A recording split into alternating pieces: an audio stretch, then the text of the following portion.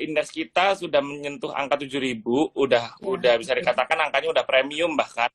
Nah, ini saya mau coba tanya pendapat baik dari Cidebi ataupun dari Teresia nih. Kan teman-teman pasti tahu ya bahwa kondisi sekarang itu lebih enaknya tuh ngapain sih? Udah 7.000 apakah lebih enak taking profit dulu atau ya udah sikat aja terus, beli aja terus karena memang kita ngelihat momen itu masih bagus. Nah, saya pengen tahu pendapat dari Cidebi yang memang sukanya itu kan long term investing. Iya, Gimana kalau menurut saya Cidebi? kan long term ya tipenya ya. Jadi kalau ngelihat IHSG ini udah 7.000 memang rada deg-degan sih ya. Kalau dari histori kan, waduh ini udah di atas ya, rawan taking profit gitu kan, seperti itu ya. Heeh.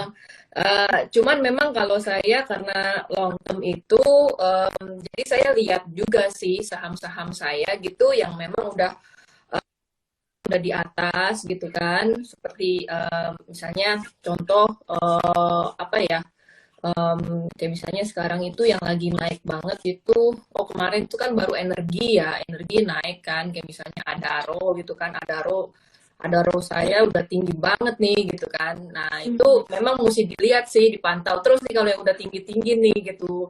Tapi kalau misalnya TP juga, TP nggak semuanya sih. Jadi kalau saya sih sebagian gitu, hanya sedikit ya baru di TP gitu.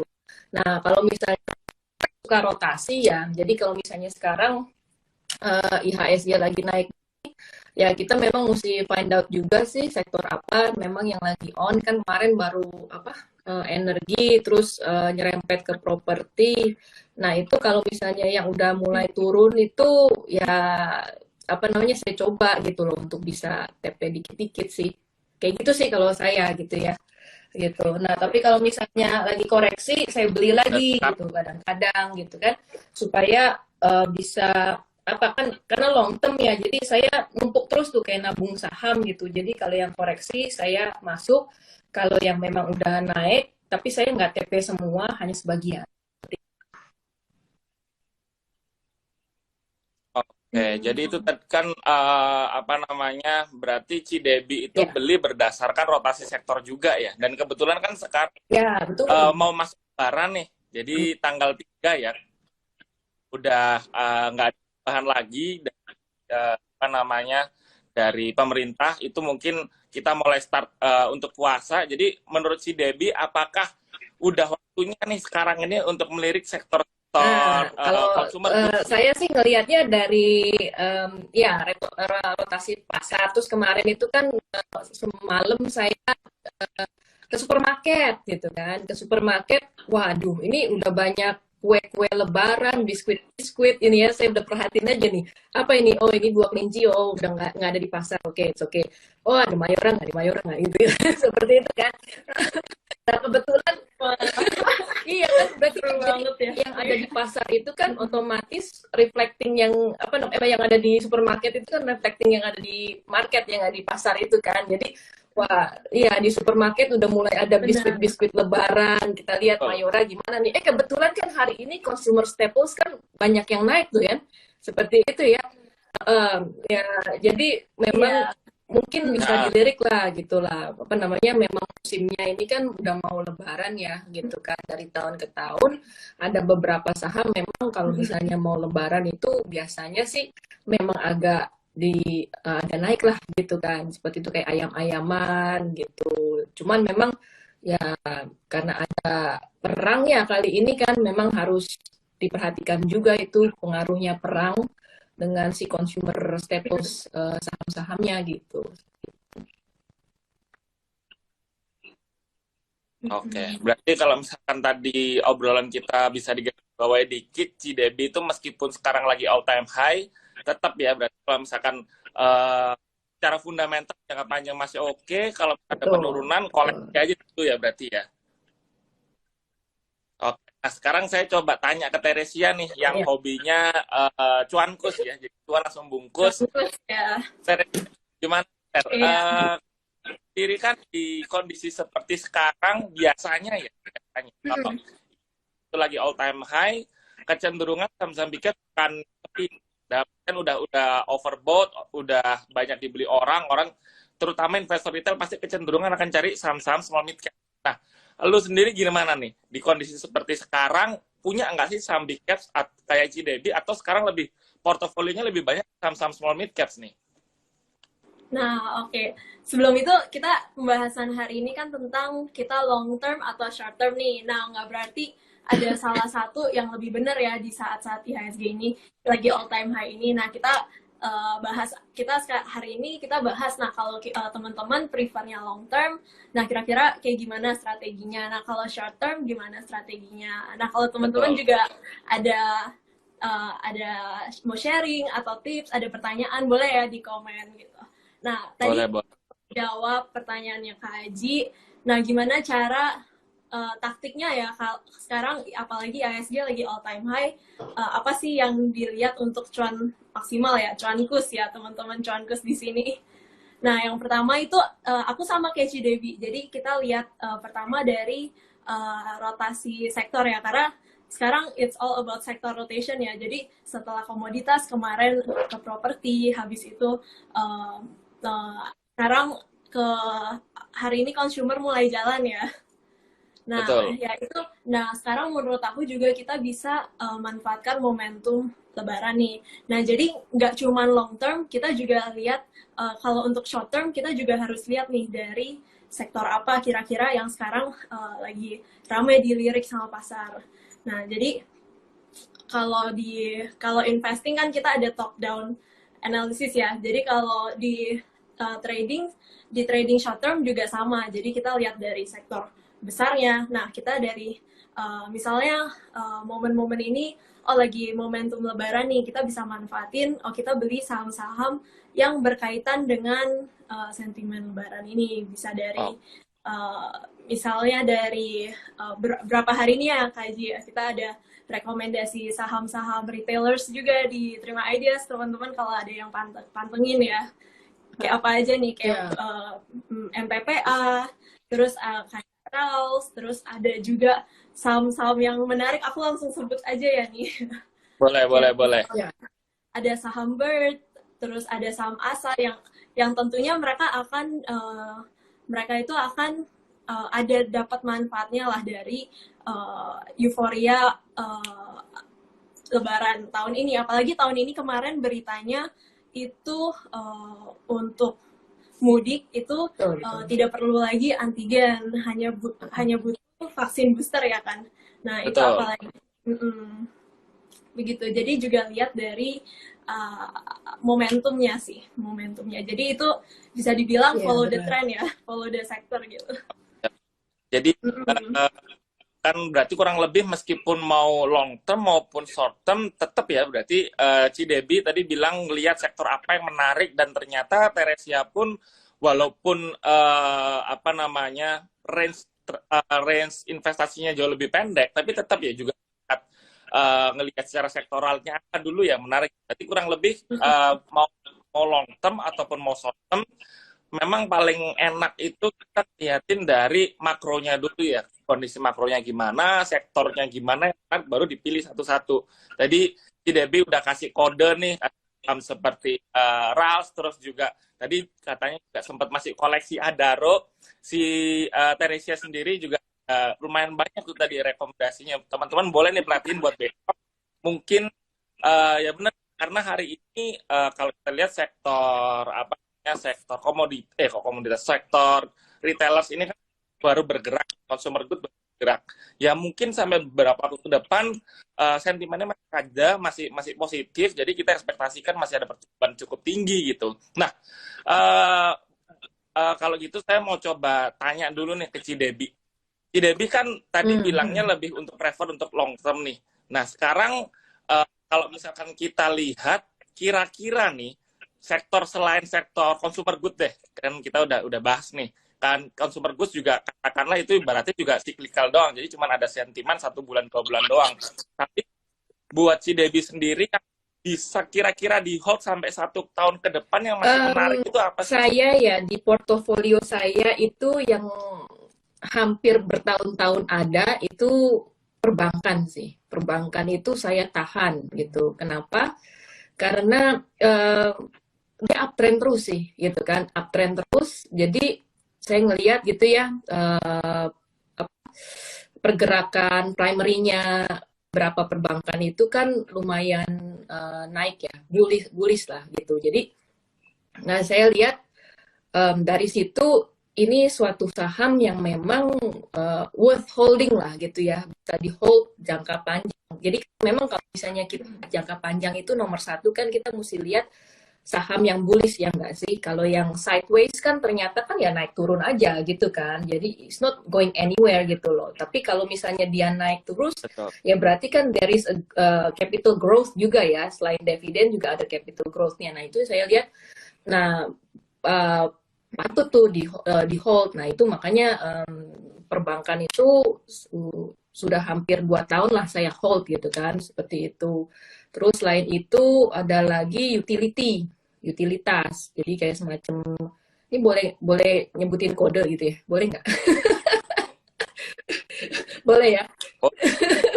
Oke, ya TLKM saya udah hold juga lumayan lama TLKM. Terus kemudian abis TLKM Pegas saya sempat lepas sebentar kemarin itu kan pernah suatu saat dia itu turun, terus abis itu saya cut loss Pegas, terus pas dia lagi di bawah saya ambil di bawah. Nah lumayan sekarang lagi naik kan ya. Nah sekarang ini kan lagi turun lagi nih, lumayan nih lagi koreksi. Siapa tahu yang mau buy on weakness boleh juga tuh Pegas ya saat ini gitu kan. Itu sih jadi beberapa apa namanya yang saya hold long term itu tadi perbankan, utility, energi, basic material juga ada. Kayak misalnya yang Antam itu saya punya udah bertahun-tahun, jadi memang punya di bawah ya, jadi gitu, jadi saya hold terus gitu loh. Nah itu memang apa namanya istilahnya, kalau karena mungkin sibuk juga ya tiap hari kantoran, jadi nggak bisa ngeliat mantau tiap hari kan gitu. Jadi walaupun Antamnya naik turun, tapi karena saya ada di posisinya di bawah, jadi saya nggak terlalu pusing gitu loh. Ya udahlah, dia turun ya udah, tapi asal jangan sampai minus.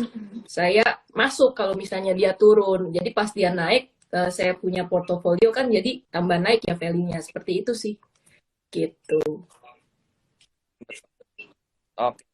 Berarti kalau misalnya kita lihat, berarti nih portofolionya Cidebi itu pasti kebanyakan saham-saham migas tapi ya, bukan berarti ya? saya nggak main short term. Saya ada main short term, tapi short termnya itu cuman berapa ya? 20% lah. Jadi 80% saya memang hold long term, 20%, 30% itu saya baru short term gitu. Seperti itu. Iya. Oke. Berarti porsinya meskipun apa namanya jangka panjang, meskipun long term porsinya tetap ada untuk kan short termnya, kadang-kadang walaupun suka nggak banyak ya berarti ya. apa ya, gemes gitu kan, pengen ikutan juga gitu kan.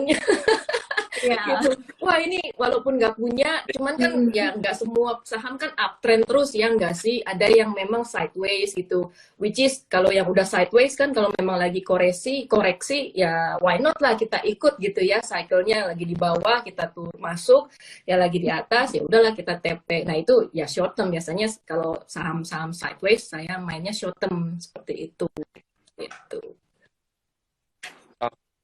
Nah ini mungkin apa namanya, saya coba kulik-kulik Cidebi dulu ya, Teresia gantian bentar ya Tere ya. Oke. Siap. Nah ini aku agak penasaran soalnya tadi Cidebi kan bilang meskipun long term tetap ada apa namanya porsi jatahnya untuk melakukan short term. Nah kadang-kadang Cidebi suka kesel nggak sih, misal nih contoh nih, saya punya uang 10 juta, jadi 20%, berarti 2 juta buat trading, tapi ternyata buat trading udah 2 jutanya udah apa namanya udah rugi nih. Udah mentok. Apakah Cidebi jadi nafsu nggak make sisa 80%-nya tadi itu untuk dimasukin sekalian biar bisa apa namanya average down lah, atau bisa buat trading lagi, atau tetap bisa fokus atau tetap bisa disiplin nih Cidebi? Nah, kalau bisa disiplin gimana caranya? Pengen tahu Oke, saya soalnya.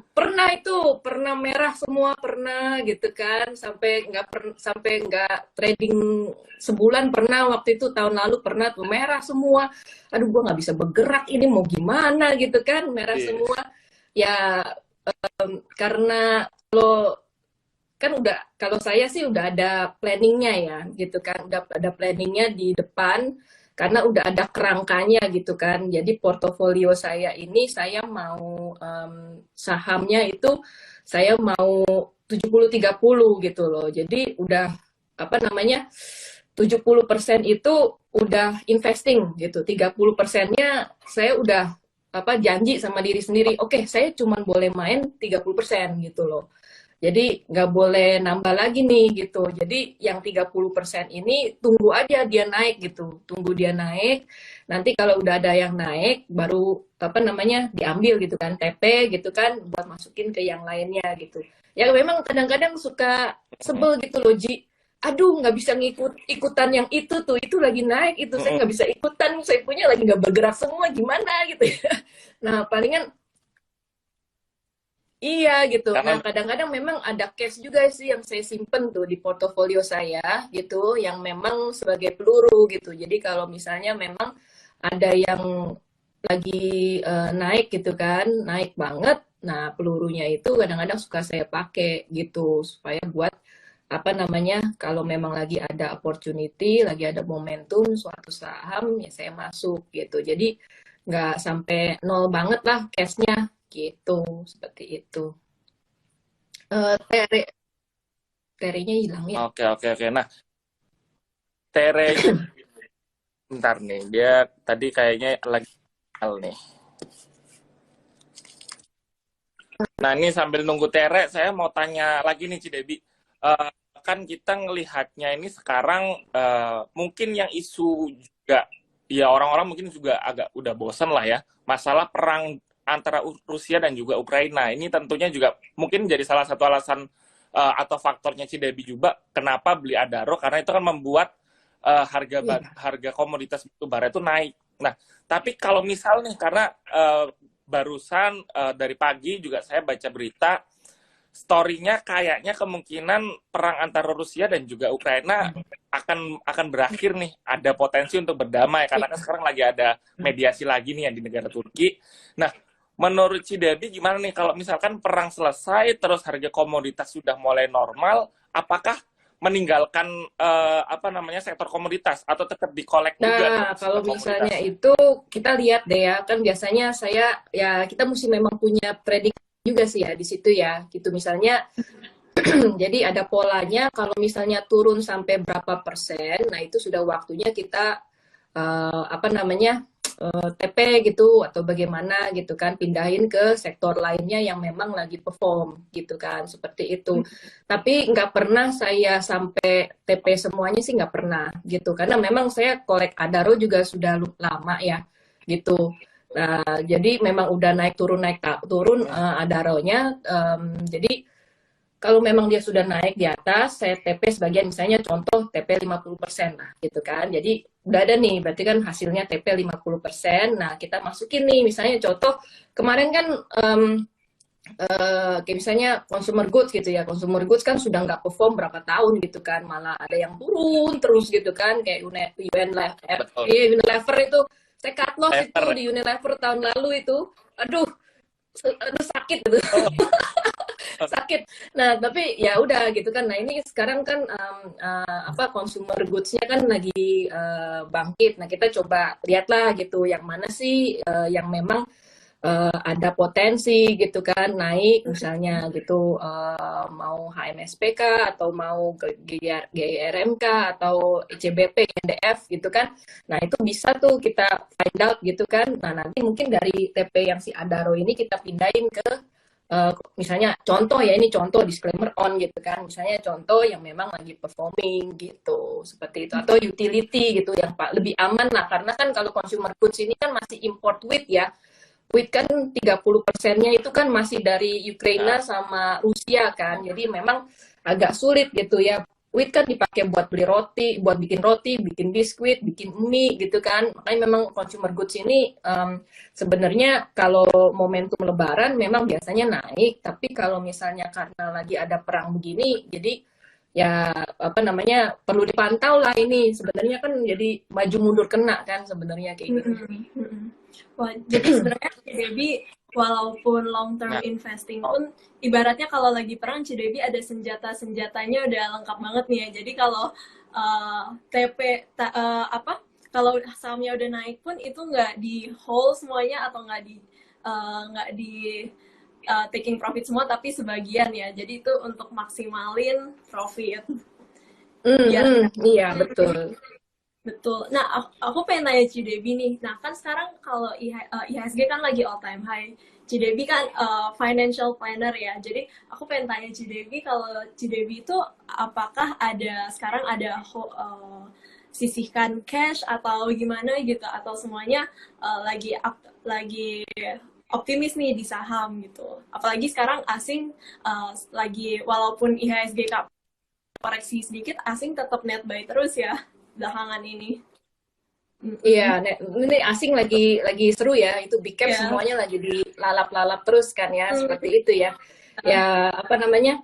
Kalau saya sih ya sebagai perencana keuangan, memang waktu saya investasi di awal itu saya selalu bagi-bagi itu, gitu kan. Nggak semuanya di saham gitu, karena profil resiko saya itu sebenarnya agresif gitu kan, tapi nggak sampai kayak saham 80% begitu, tapi saham saya memang lebih besar dibandingkan dengan reksadana dan pasar uang gitu. Kayak dana darurat saya masukin di pasar uang. Pasar uangnya pun saya pisah-pisah tuh antara deposito, tabungan dan juga reksadana pasar uang gitu kan. Terus udah gitu apa namanya sahamnya juga kadang-kadang kan saya nitip Trimegah gitu kan lewat Bastra. Gitu kan. Itu kan juga sahamnya nggak sih, tapi secara pasif gitu kan, seperti itu. Jadi saya ngelihat ya udahlah gitu. Jadi ada yang memang diimbangin gitu ya, Bastranya performing gitu. Saya juga seneng gitu. Dilihat kan kalau misalnya Bastra itu kan kadang-kadang kita lihat gitu ya, top holdingnya apa sih? Nah di situ kan kita lihat gitu, oh itu ada saham-saham yang memang performing di Bastra gitu misalnya contoh. Nah itu juga sebenarnya bisa kita tiru ya nggak? Ya, jadi ada saham saya itu kayaknya sekarang itu boleh dibilang 50 ya, terus kemudian pendapatan tetap juga ada. Pendapatan tetap itu saya di reksadana sama obligasi, seperti itu.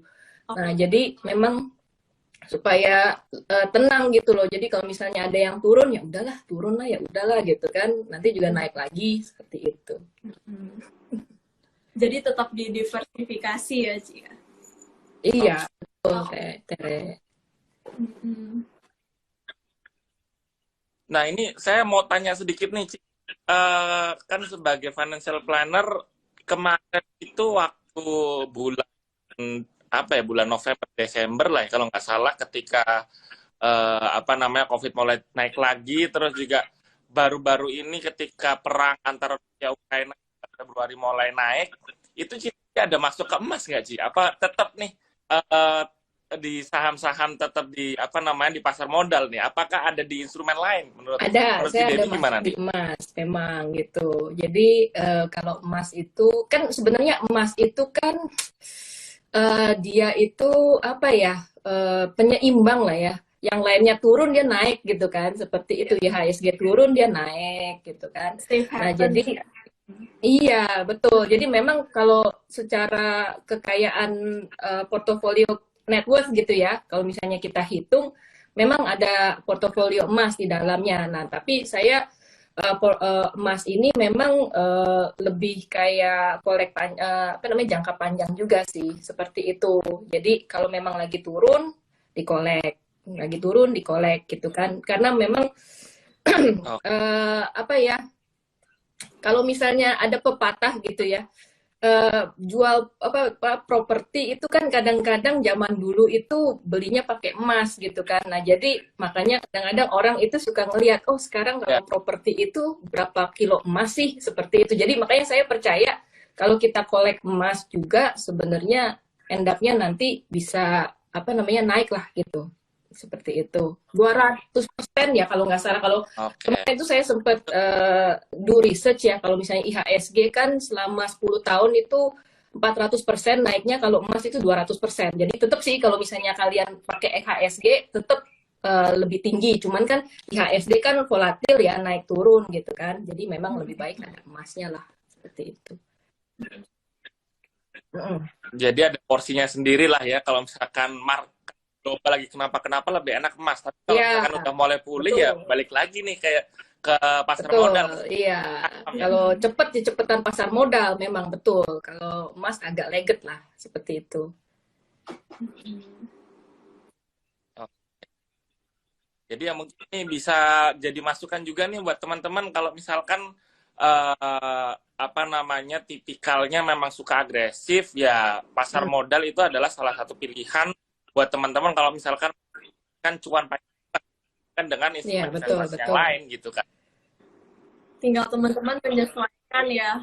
Nah, kalau long term, short term itu kan juga sesuai. Oh, kalau saat ini porsinya mau banyakin di long term atau short term nih.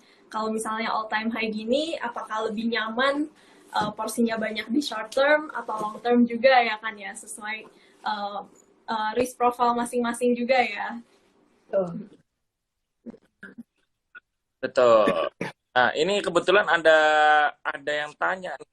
Saya sempat baca tapi udah kayaknya udah ketutup sama ini. Bentar ya. Ini tadi ada yang tanya. Oh, ini ada yang tanya. Oh, dia ada hold Antam. Hold Antam sama kayak JDB nih berarti ya. Hold Antam juga kira-kira enaknya dijual dulu apa di hold dulu nih. Nah, ini kebetulan ada dua orang yang punya pandangan cukup berbeda ya. Yang satu kan sukanya memang long term, yang satu short term nih. Kalau menurut lu Teres gimana nih? Kalau misalkan udah cuan lebih baik take profit dulu atau tetap ya udah kita ngikutin flow aja dulu, karena kan memang kalau misalkan kita secara sektoral kayaknya sekarang lagi rotating orang-orang udah ke sektor consumer. Ini kan beda ya. Menurut lu gimana? Long term itu seperti Cidebi gitu, nafasnya lebih panjang ya, stamina-nya lebih panjang ya. Jadi kemarin apalagi Antam itu sempat ke 3.000 ya, yang tahun lalu teman-teman yang tahun lalu kiranya oh ini udah 3.000 lagi nih. Nah, tapi akhirnya nggak tahan lama, langsung balik lagi ke sekarang closing 2.500-an lagi kan. Teman-teman yang masih nge-hold sampai sampai 3.000 tapi masih nge-hold, nah itu profitnya akan tergerus kan ya. Nah, itu balik lagi. Nah, enaknya short term gitu. Tapi kalau Cidebi kan dari awal udah koleksi dari harga bawah tuh. Nah, itu mungkin lihatnya pandangannya lebih panjang lagi ya, Ci. Jadi walaupun turun dari 3.000 ke 2.500 itu juga bukan untuk kayak 2-3 tahun ke depan gitu. Iya, betul. Kan kalau saya lihat itu dari 2020 ya, dia itu bullish loh sebenarnya ya nggak sih Antam itu. Kemudian dia baru sideways itu mulai Januari 2021 dia nih sebenarnya. Ya enggak, seperti itu. Iya. Iya, memang kalau misalnya kalian masuknya sebelum tahun 2021 ya sekarang sih memang lebih enak short term ya, karena sideways sih sekarang gitu kan, seperti itu. Ya enggak, kecuali kalau memang udah mulai ngumpulin dari sebelum 2021 apalagi 2020 dapat harga bawah, nah itu sebenarnya doesn't matter sih gitu, dia naik misalnya dia lagi koreksi waktunya beli gitu kan, seperti itu. Kalau misalnya memang mau koleksi gitu ya jangka panjang, dapetin dividennya gitu, seperti itu. Debbie, aku pengen nanya, mungkin teman-teman juga ada nih yang ngerasain nih, kalau misalnya kita mau hold untuk long term, kita udah pelajari nih fundamentalnya, udah yakin banget. Iya, Ci, ya udah yakin banget nih sama saham ini nih, tapi setelah dia naik, nah kita percaya dia masih bisa naik, nah tapi ternyata dia malah koreksi lagi. Nah, kita untuk teman-teman yang mungkin ngerasain itu mau long term tapi kok wah ini sideways mulu, jadi tergoda untuk jual beli gitu PP. kan ya.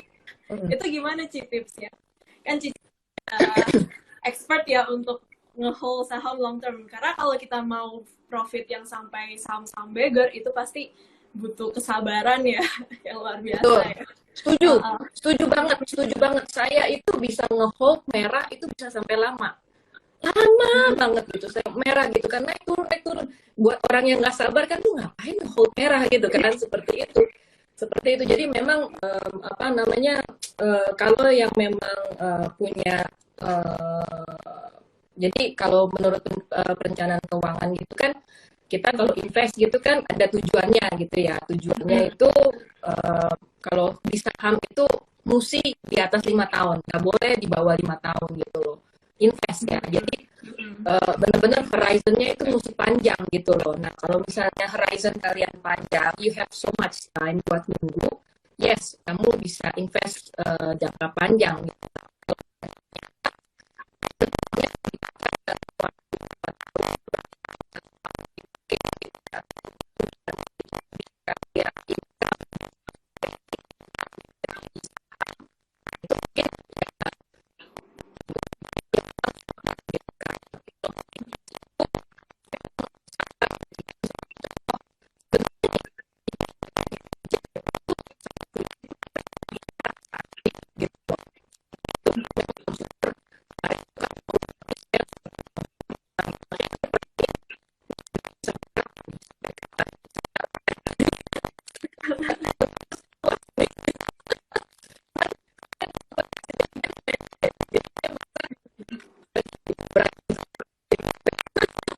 Udahlah.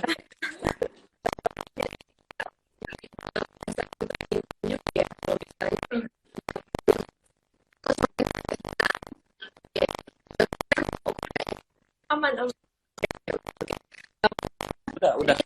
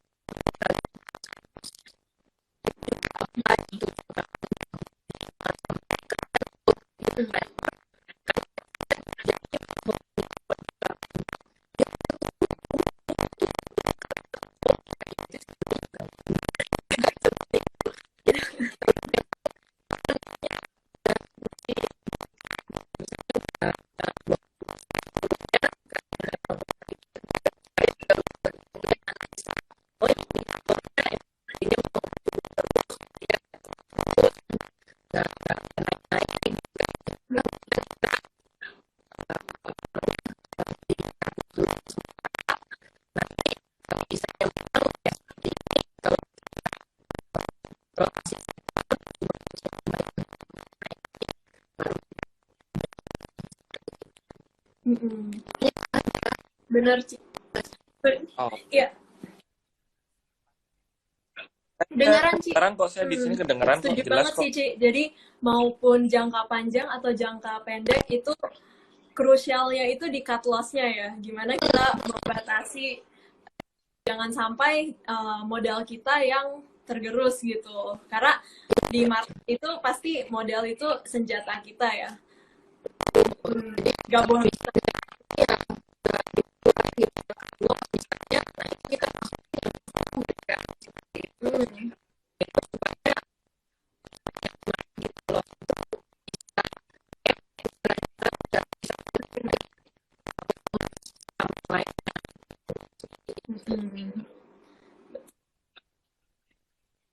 Oke, nah kebalikan nih Ci, saya mau tanya lagi nih. Kalau misalkan tadi kan bilangnya kalau ternyata rugi jangan di hold lama-lama. Nah, ini gimana nih kasusnya misal nih ya, kita ada satu pilihan saham, memang niatnya tuh untuk investasi jangka panjang, tapi ternyata nggak sampai 1 bulan tiba-tiba udah 20%. Nah, menurut si Debbie, yaudah deh hold aja atau karena udah untung yaudah kita taking profit dulu gitu. Menurut si Debbie gimana nih?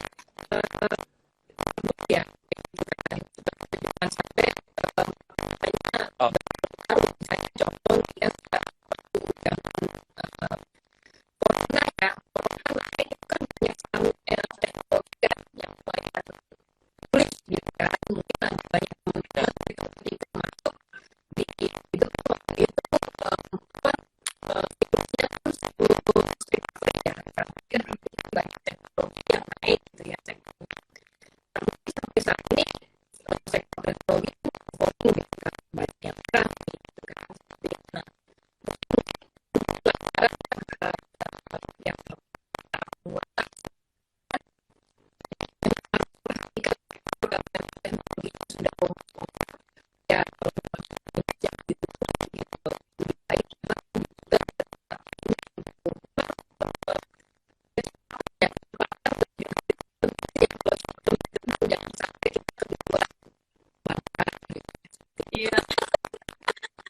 harus gesit ya berarti.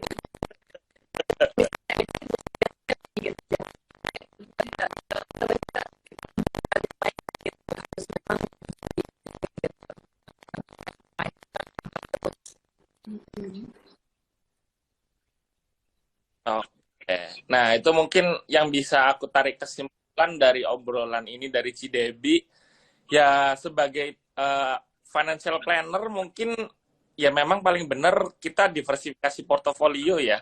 Ngelihat kondisi juga nih, kalau misalkan lagi banyak uncertainty kayak beberapa waktu kemarin, emang lebih enak kita siapin dulu atau sisihkan dulu dana kita ke instrumen lebih safe. Tapi sekarang kan kalau kita lihat di Indonesia sendiri, itu sudah mulai ada normalisasi dan kita melihat juga banyak bacaan-bacaan, banyak artikel dari luar bahkan menyebutkan Indonesia itu sudah siap untuk bisa pulih kembali ke seperti zaman sebelum pandemi, dan itu tentunya pasti juga akan menguntungkan sektor saham juga nih.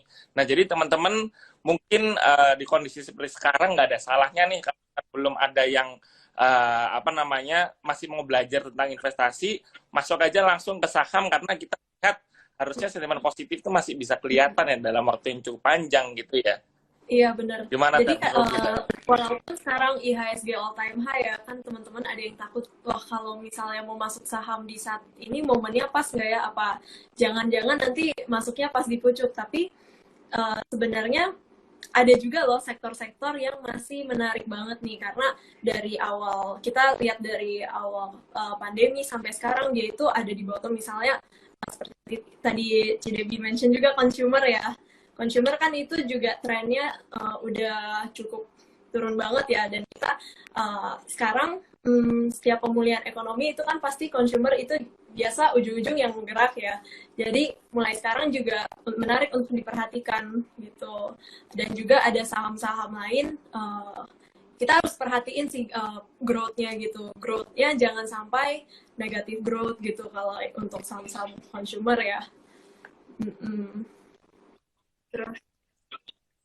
Oke, jadi mungkin malam sampai di sini aja. Waktunya buat Cidebi juga. Kalau misalkan Cidebi ada tambahan lagi nggak buat teman-teman yang sekarang lagi nonton?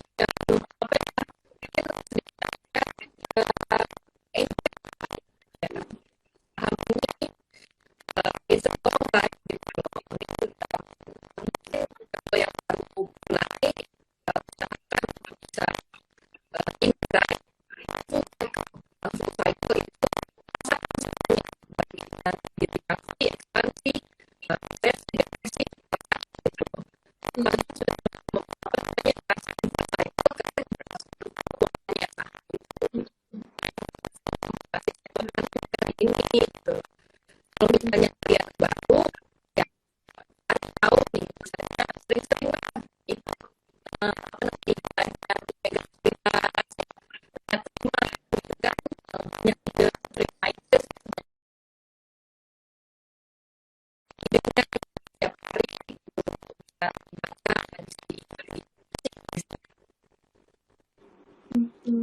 aku iya Cidebi. Oke, jadi iya aku gimana Ter? Cidebi. Jadi ikutin one full cycle-nya ya. Ibaratnya kalau season itu kan ada winter, ada summer, autumn gitu. Kalau kita udah lewatin, kita udah tahu nih, oh kita harus sedia payung, kita harus sedia apa gitu ya. Benar. Jadi udah sense di marketnya udah dapet gitu ya, jadi lebih prepared kalau untuk siklus berikutnya gitu. Ya. Oke, ini hampir 1 jam, nggak enak juga nih kita waktunya Cidebi lama-lama, jadi sampai di sini aja, kita ketemu lagi waktu sama malam. Sampai jumpa semuanya, thank you.